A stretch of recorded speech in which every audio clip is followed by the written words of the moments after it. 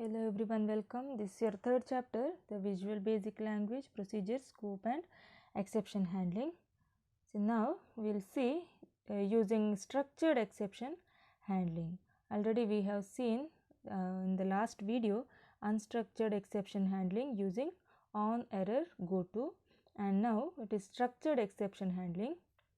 So the structured exception handling is based on a particular statement, that is try, catch and finally statement, which is divided into a try block, optional catch blocks and optional finally block.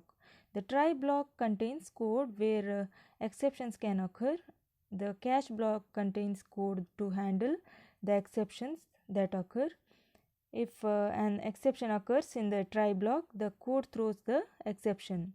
So actually an object based on the Visual Basic exception class, so it can be caught and handled by appropriate catch statement. So after the rest of the statement finishes, execution always passes to the finally block if there is one. So if there is one finally block, then after all the statement execution finishes, execution is always passed to the finally block.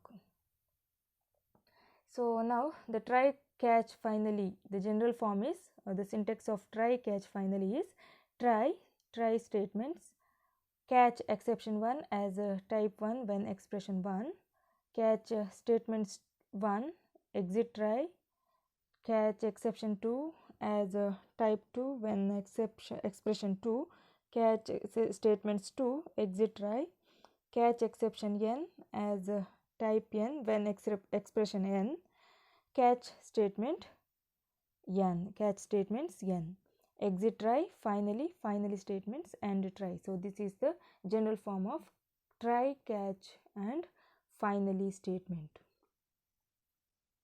So the parts of this try catch block: try, it begins the try block of structured exception handling.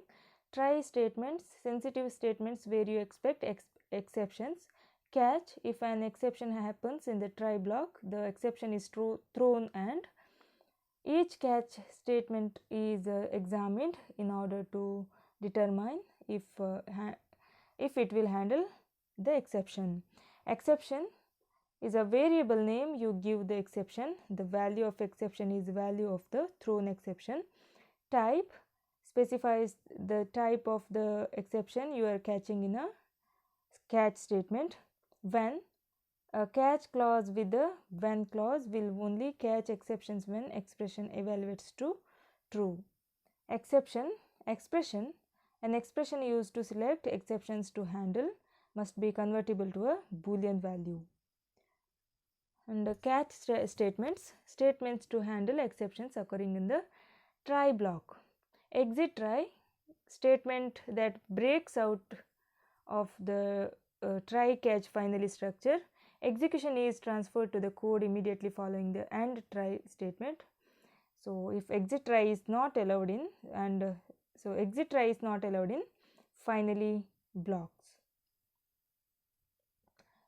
So finally, a finally block is always executed when execution leaves in any part of the try statement. Finally statements, statements that are executed after all other exception processing has occurred. So there is one example of try catch statement. See here, int 1 equal to 0, int 2 equal to 1, int 3 equal as integer. Try int 3 equal to int 2 divided by int 1. So int 3, int 2 is equal to 1, int 1 is 0, that is division by 0.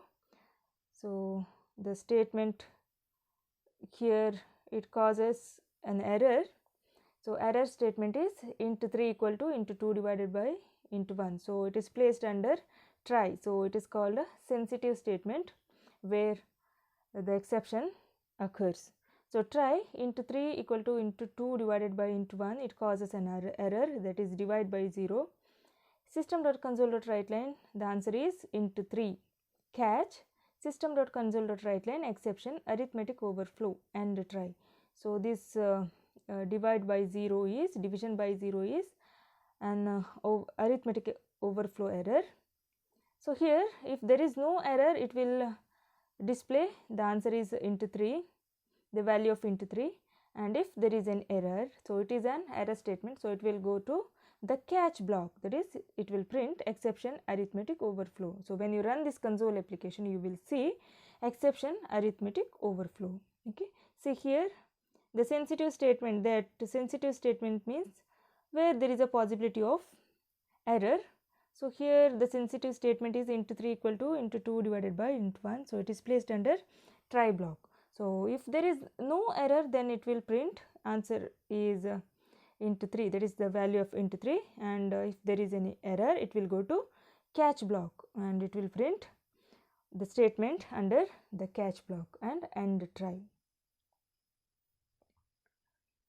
See here the one more concept is exception filtering in the catch block, that is filtering the exception.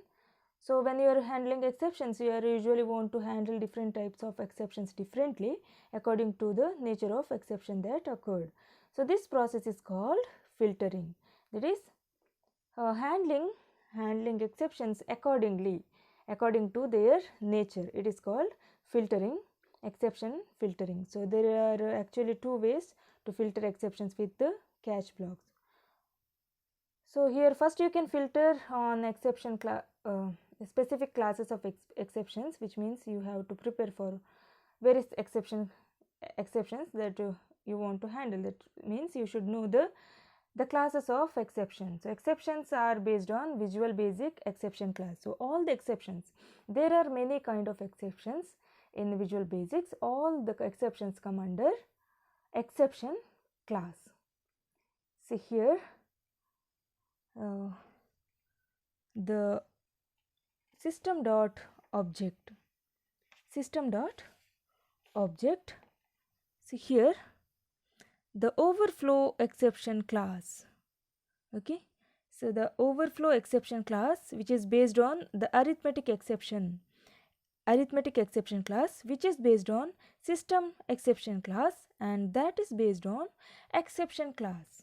Okay, overflow exception class is based on arithmetic exception class, and arithmetic exception class based on system exception class based on exception class, and everything is all these exceptions based under system.object.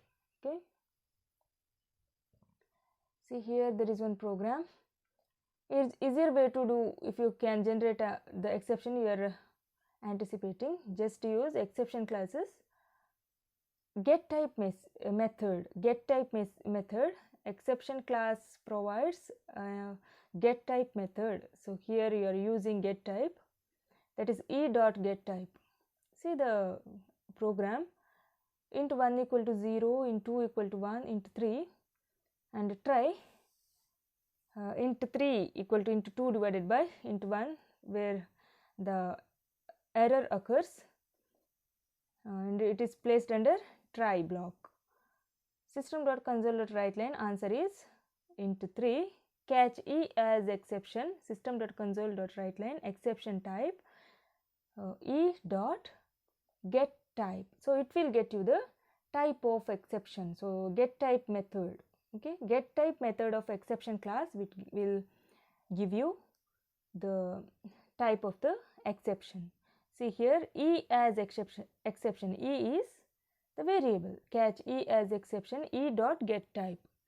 So when you run this program, you will get the output exception type system.overflow exception. Okay, so int 2 divided by int 1, that is division by 0 is always an overflow exception. So here the get type method will give you the specific type of the exception, that is system.overflow exception. And the second method of exception filtering is, and that option lets you use catch statement to filter to any conditional expressions using the when keyword. Okay, so here this option is often used to filter by exception number, which you can check with the error objects number property. Already we have seen ERR or error objects number property in unstructured exception handling, and here the example is given. The second method of exception filtering using catch and when, using when keyword. See the example, into 1 equal to 0, into 2 equal to 1, into 3 as integer. Try into 3 equal to into 2 divided by into 1, and it will print the answer is into 3. If there is no error, it will print the statement system.console.writeLine, the answer is into 3. But here is an error, that is divide by 0, division by 0 error. So it will go jump to catch block. Catch when error number equal to 6, system.console.writeLine exception arithmetic overflow. So error number 6 is always arithmetic overflow. So all the exceptions are numbered. In the Visual Basic, all the exceptions are numbered. So here the error number 6 is arithmetic overflow. So you can filter exception using the when keyword in the catch block.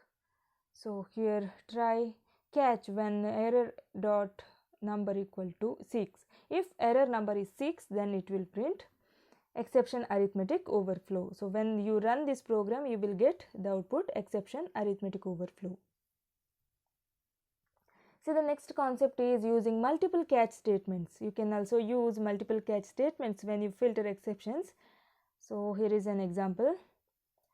It handles overflow, invalid argument and argument out of range exceptions. See here multiple catch statements. Using multiple catch statements, try into 3 equal to into 2 divided by into 1, system.console.writeLine, the answer is into 3, okay, the value of into 3, and it will not print that the value of into 3 because there is an error. There is one error. So the catch E as system.overflow exception, system.console.writeLine exception arithmetic overflow, and next one, the catch block, catch E as is system.argument exception, system.console.writeLine exception invalid argument value, catch E as system.argument out of range exception, system.console.writeLine exception argument out of range. See here multiple catch blocks are there, and it will catch the suitable exception. So which one is here? Which one is the suitable exception? That is divide by 0 is always, division by 0 is always arithmetic overflow. So it will catch the system overflow exception, that is exception arithmetic overflow. Okay, so when you run this program, you will get the output exception arithmetic overflow. Okay. So here if you want to add a general exception handler to catch any exceptions not filtered, you can add a catch block for exception class at the end of other catch blocks. See the same example with the multiple catch blocks with the general exception handler. See the into 1 equal to 0, into 2 equal to 1, try into 3 equal to into 2 divided by into 1, system.console.writeLine, the answer is into 3. So if there is no error, it will print the answer is into 3, that is value of into 3. Otherwise, it will jump to the catch block. See the catch block, catch E as system.argument out of range exception, and system.console.writeLine exception argument out of range, catch E as system.out of argument exception, system.console.writeLine exception invalid argument value, catch E as exception, system.console.writeLine exception occurred. See here the catch E as exception is a general exception handler. Okay, general exception handler. So see the try, under try sensitive statement is into 3 equal to into 2 divided by into 1, it will cause an error. So it will check the error. If that error does not suit any of the catch block, it will go to the general exception handler, that is catch E as exception, system.console.writeLine exception occurred. So if any of the catch block doesn't suit the exception. But here the int 3 equal to int 2 divided by int 1 is overflow exception. It will print the overflow exception. Okay, so answer. But here the catch block overflow exception is not there. We have not added overflow exception, so it will print exception occurred. Okay, so it will print exception occurred because the try under into 3 equal to into 2 divided by into 1 is an exception type of overflow error, but here overflow error is not added in catch block, so it will go to the general exception handler, that is exception occurred. Okay, so the next concept is using finally. The code in the finally block, if there is one, is always executed in a try catch finally statement, even if there was no exception and even if you execute an exit try statement. This allows you to deallocate resources and okay, so this allows you to deallocate the resources. That means the memory, it will deallocate, the allocated memory will be freed up. Okay, so using finally, the code in the finally block is, if there is one any finally statement, that is always executed in a try catch finally statement. Even if there is no exception, the finally statement will be executed. Even if you place an exit try statement, after this exit try statement it will go to the finally block. Okay, so the example, see the example. Under try int 3 equal to int 2 divided by int 1, system.console.writeLine answer is int 3, catch E as system.overflow exception and exception arithmetic overflow, catch E as system.argument exception, invalid argument value, catch E as system.argument out of range exception, argument out of range. Finally, exception of sensitive code is complete. Finally, see the finally statement, that is execution of sensitive code is complete. So when you run this program, the output will be, so the error occurred here is the type of arithmetic overflow. Okay, see it will catch the exception arithmetic overflow, leaving these two statements, that is invalid argument value and argument out of range. It will not print invalid argument or argument out of range because the exception does not suit these two statements. Okay, and the finally statement, it will execute the finally statement, execution of sensitive code is complete. Okay, so it will print exception arithmetic overflow and execution of sensitive code is complete. Even if there is no error, it will print the finally statement. Okay, so finally statement, if you place a finally statement in a try catch block, and that finally statement will be executed, always executed. Okay, even if there is no error. There is one more concept of throwing an exception. You can throw an exception using throw statement, and you can also read through the caught exception using throw statement. See the example here. Try throw new exception, overflow exception, catch E as exception, system.console.writeLine E dot message, throw new overflow exception. So it will print E dot message, that is it will print the message associated with overflow exception. Okay, it will print the message associated with overflow exception. So here throwing a custom exception. Okay, that is your own exception. You can throw your own exception.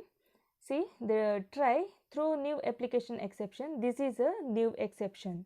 Catch E as exception, system.console.writeLine E dot message and try. Okay, here so the when you run this console application, you will get this is a new exception. Throw new application error, throw new application exception, that is there is a new exception. You can write anything inside you can write anything for application exception. So here the user defined statement is there is a new exception. Okay, so system.console.writeLine E dot message, it will print this is a new exception.